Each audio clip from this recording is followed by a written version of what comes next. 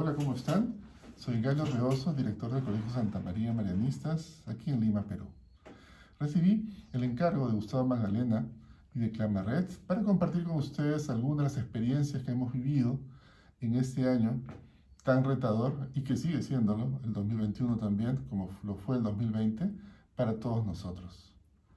Y la primera pregunta que podemos hacernos es, ¿cómo nos ayudó la visión educativa marianista para afrontar esta situación? Y aquí hay que entender que la Compañía de María asume su tarea educativa como una participación en la misión evangelizadora de la Iglesia. Somos una escuela católica, pero católica y marianista. Nuestra propuesta está basada en la persona humana y el mensaje de Jesús de Nazaret. Educamos a niños y jóvenes para que lleguen a realizarse como hombres y mujeres que encuentran sentido de su vida en una visión cristiana de la persona y del mundo. Poner a la persona como el centro de la actividad formativa de la escuela nos ha permitido afrontar una situación que nos sorprendió a todos. Una pandemia que ha logrado sacar lo mejor y lo peor de los seres humanos.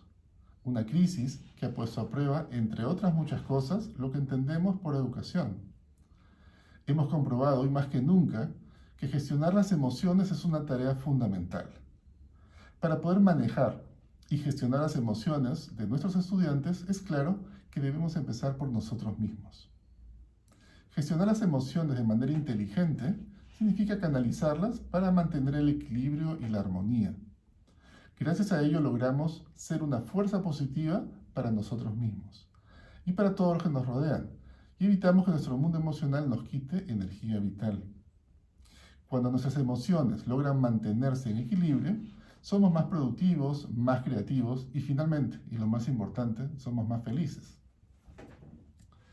Ahora, cuando me preguntan, ¿y qué hemos aprendido de lo marianista para afrontar justamente esta crisis, esta pandemia que nos ha tocado vivir? Y ahí recurrimos siempre a las fuentes marianistas y encontramos que el educador marianista forma con un gesto, con una mirada. Nada más actual en el tiempo que vivimos. Nunca debemos perder nuestro real sentido de educadores. La escuela debe ser el espacio que forma personas felices. Personas que encuentran la felicidad en el otro y en el desarrollo de sus talentos, poniéndolos al servicio de los demás. Constantino Carvalho, un educador peruano, fundador del Colegio de los Reyes Rojos, nos decía que el amor es una de las esencias de la profesión docente, de un oficio que desgasta y cansa como ningún otro. Y realmente lo hemos vivido. Hemos visto que la escuela ingresó a los hogares de los maestros y a su vez ingresó también a los hogares de los estudiantes. Eso finalmente nos complicó muchas cosas, los horarios se extendieron, entonces realmente fue muy desgastante. Ahora, pero si priorizamos las formas de relación con los estudiantes, por ejemplo, la voz del maestro, su tono, su textura, su ritmo, eso a veces dice más que las palabras mismas y abre o cierra el complicado sendero hacia el corazón del otro. Y tampoco perder el punto de vista que tanto como el maestro, educa también la escuela, su clima, su atmósfera, algo de lo que estamos privados al mantener una educación no presencial más de un año aquí en el Perú.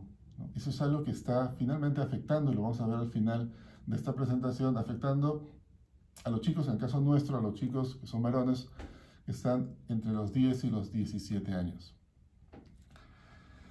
Pero frente a todo este panorama cambiante e incierto que estamos viviendo, resuena una frase que aquí en el Colegio Santa María encontramos de nuestro fundador, el beato Guillermo José Chaminade.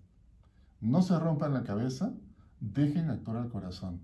Y créanme que en los momentos más álgidos de esta crisis nos dejamos guiar por el corazón, por los sentimientos, por las emociones. Quiero ahora compartir con ustedes una experiencia en mi posición como directivo del colegio, que vivimos justamente a raíz del inicio de la pandemia aquí en el Perú.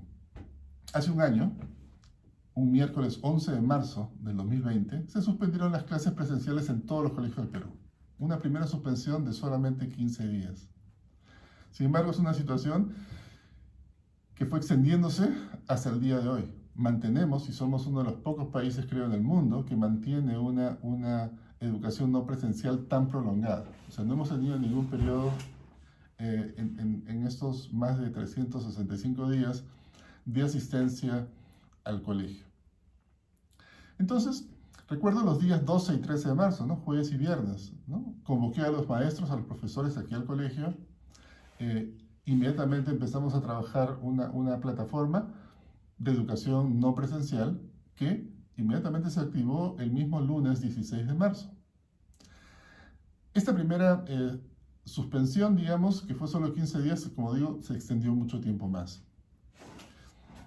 Pero a mediados de abril empezó esto a exacerbarse un poco, ¿no? Salieron una serie de decretos del gobierno en el cual exigían, digamos, mucha comunicación de parte económica de los colegios privados hacia sus padres. Los padres estaban muy preocupados y finalmente surgieron dos temas a mediados de abril del año pasado que para las familias era fundamental. Uno se refería al costo educativo, ¿no? Ellos habían, como padres, contratado un servicio educativo que difería mucho del que estaban recibiendo.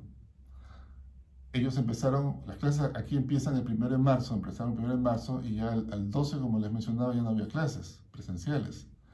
Entonces, se generó una serie de situaciones muy tensas entre las familias y los colegios con respecto al costo económico, ¿no? Si tendría que haber un descuento porque los costos iban a ser menores, exigían descuentos del 50% en el costo educativo, o 40%, etcétera, ¿no? Entonces, que finalmente era inmanejable, en el caso nuestro era inmanejable un descuento de ese tipo.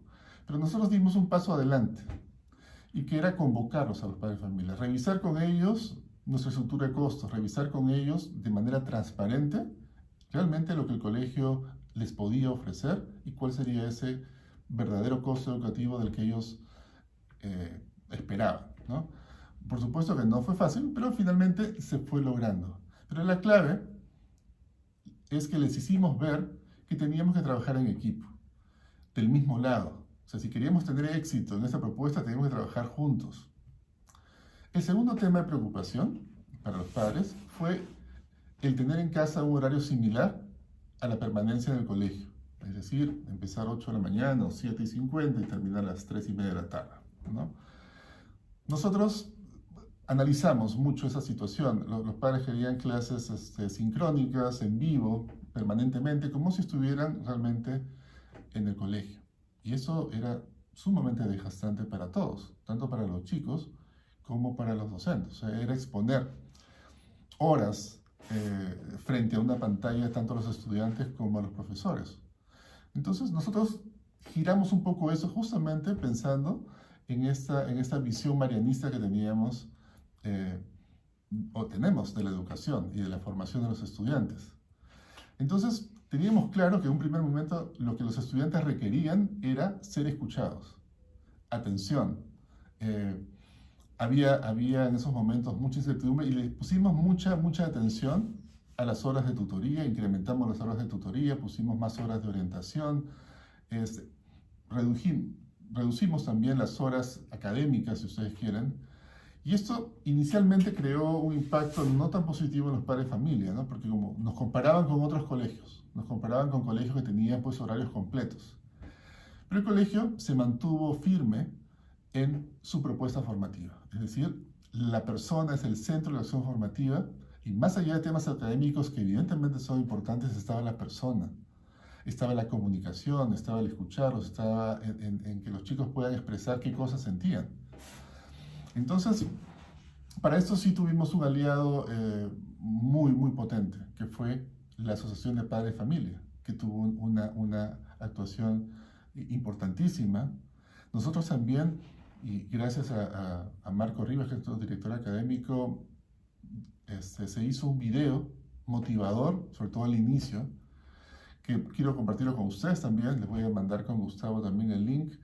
Un video que lo que hacía era centrar la atención en lo que tenemos que hacer, en la actitud, en la voluntad, en las emociones, más que en aspectos académicos. Y entonces, frente a esto, nosotros nos mantuvimos digamos, firmes en esta propuesta.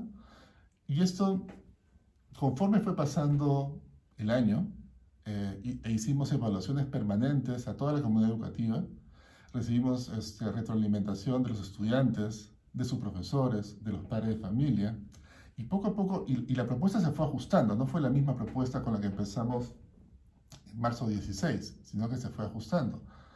Y logramos, al término del año 2020, el año académico, que terminó en diciembre, un nivel de aceptación altísimo, alrededor del 95% de aceptación en todos los grados que el colegio tiene.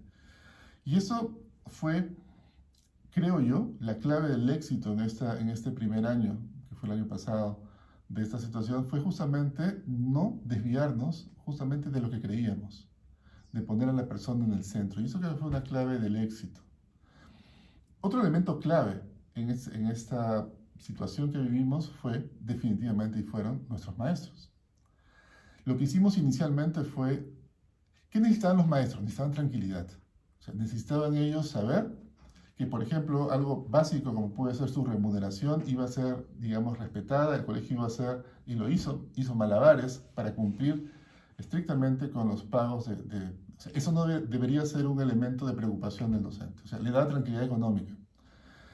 Le daba también el mensaje que teníamos que mantenernos unidos, que cuando terminara el año y nos volviéramos a encontrar, y fue de manera virtual, nos veríamos todos. Ese era el elemento clave desde la dirección.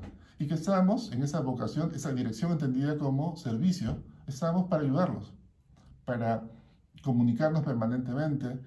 Y lo que se hizo fue, prestamos equipos informáticos, prestamos hasta sillas para que pasaran muchas horas frente a la computadora. Pero más allá de eso, más allá de las cosas materiales, estábamos con ellos.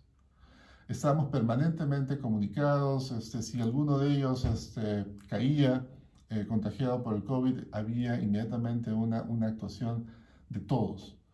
Y eso fue también otro aspecto clave, y los chicos lo reconocieron. Ellos dijeron que habían sentido en este primer año que los profesores se interesaban aún más por ellos, o sea, aún más incluso que de manera presencial. Y eso fue un aspecto que queremos siempre destacar.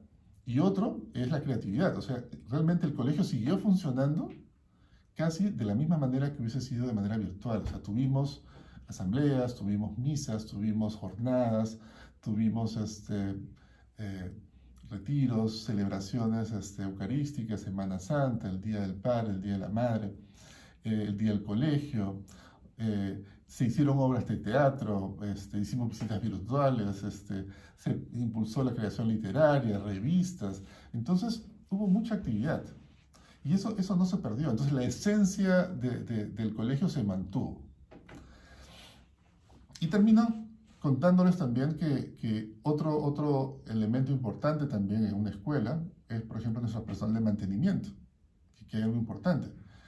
Los docentes han trabajado a distancia, el personal administrativo en su mayor parte también podrían trabajar de manera remota, pero el personal de mantenimiento no, su labor es presencial. Y lo que hicimos fue, nuevamente, poner a la persona como centro. O sea, nuestra principal preocupación para el retorno de los chicos de mantenimiento a trabajar al colegio fue su seguridad, fue su salud, fue su transporte. Lo hicimos de manera gradual, dejamos que aquellas personas que tuviesen, ya sea por edad o por salud, factores de riesgo, que no vinieran a trabajar, y no están viniendo a trabajar hasta la fecha. El colegio sigue respondiendo económicamente frente a ellos. Tenemos evidentemente una posición de privilegio también, que ellos la conocen. Pero aquí en el colegio se viene trabajando en horarios que incluso van cambiando.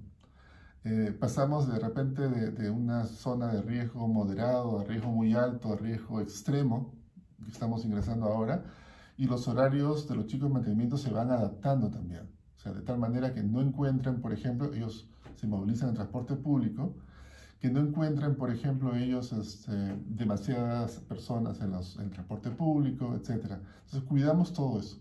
Y eso es algo que nos ha permitido en los casi 9-10 meses que tenemos esta forma de trabajo con ellos, que no haya habido contagios en el colegio.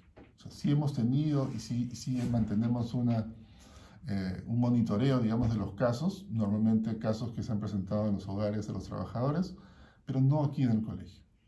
Y estamos listos, en cuanto nuestro gobierno así lo determine, para reiniciar las actividades que probablemente sean inicialmente de semipresencialidad. Y algo que es finalmente, y aquí termino, el reto que tenemos este año. Este año tenemos un reto distinto. Esta mañana, el Consejo Directivo, en el Consejo Directivo tuvimos una reunión, por ejemplo, con el Consejo Estudiantil, nuestra primera reunión. Y ellos sí nos decían que había que ya habíamos notado un desgaste. De repente algunas de las clases son monótonas, los chicos están también cansados, se está agotando, entonces estamos trabajando ya en estrategias que nos permitan reengancharlos. Ahora, definitivamente va a ser eso más fácil cuando se retorne a una semipresencialidad, o por lo menos que vengan 2 o 3 veces por semana a su colegio, ¿no? Porque son efectos que ya estamos notando. Estamos viendo que los chicos, en nuestro caso son solo varones, están menos comunicativos, se les da un tiempo para conversar y realmente comparten poco. Y eso es algo que estamos ya trabajando, que ya estamos poniendo la atención. Y es el reto que nos queda en este año 2021. Solamente quiero terminar diciéndoles que lo que nos ha permitido afrontar con relativo éxito esa situación es realmente mantenernos fieles a la propuesta formativa marianista. Y creo que fue una clave de éxito, me imagino, de todas las escuelas marianistas. Quiero terminar con una frase de Wolfgang Goethe: no nos sentimos fuertes porque nos sabemos fuertes, sino porque nos sabemos queridos. Muchas gracias.